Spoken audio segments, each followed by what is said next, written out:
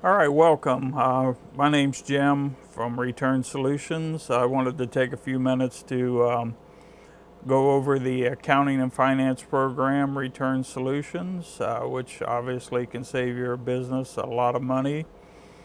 I basically am a shop owner myself and been in business for about 27 years. I struggled with accounting and finance, and over the years, I learned and I developed systems, and the systems turned out to be pretty nice. So I decided if I could just find someone that could turn this into a program, and I ran into a gentleman by the name of Shaw, and him and I decided we'd partner up, and he wrote the program and I designed the program. So let me go over the program with you just a little bit to give you an idea of what the potential is of this program and what it can do for you. So now we're going to go into invoices. All bill pay invoices. I'm just going to touch on that real quick. A bill pay invoice is usually like a utility bill, something that you're writing a check for each month. That you would set down and enter that data into the program after you pay those bills.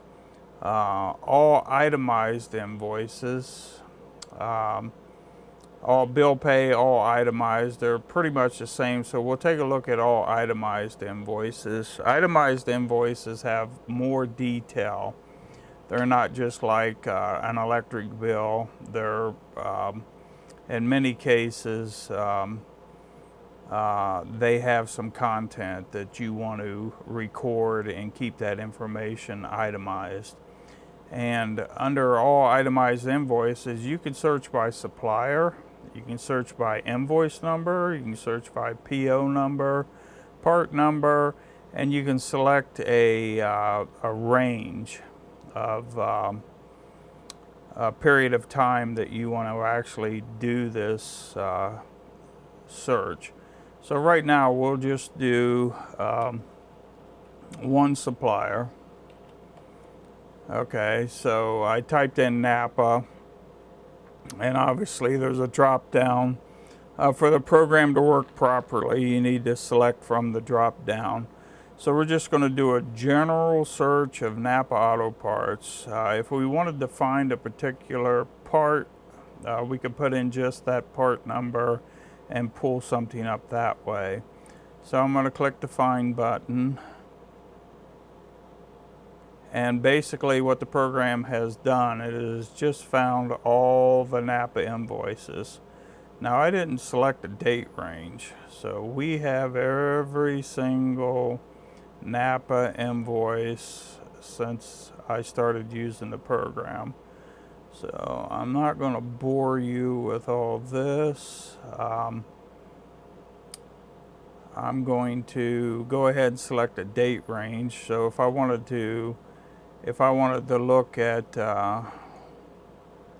let's say from July 6th to current, then I could just break that down, and obviously we have less invoices to look at.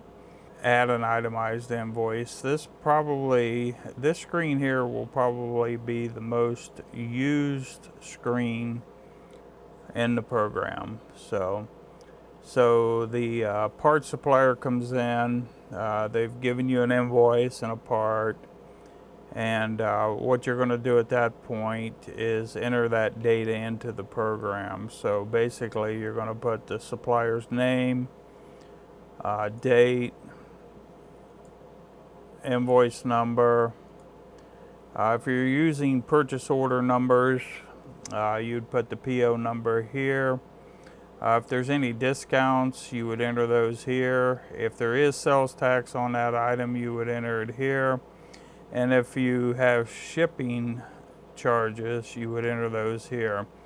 99% of the time, you're just going to have the supplier, the date, the invoice number, the PO number, and the total amount would go here.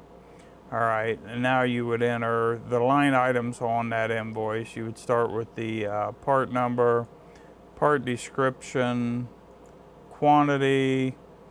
If there's a core, you would enter the core price here, and the price of the item would go here. And then obviously the category, I didn't select a supplier, so it didn't automatically select the category for me, but the category is going to be parts installed, and the subcategory on the customer's vehicle. And over here again, you have this option to create a return, a core return, or if you decided immediately you didn't need that part, you could generate a return at this point here.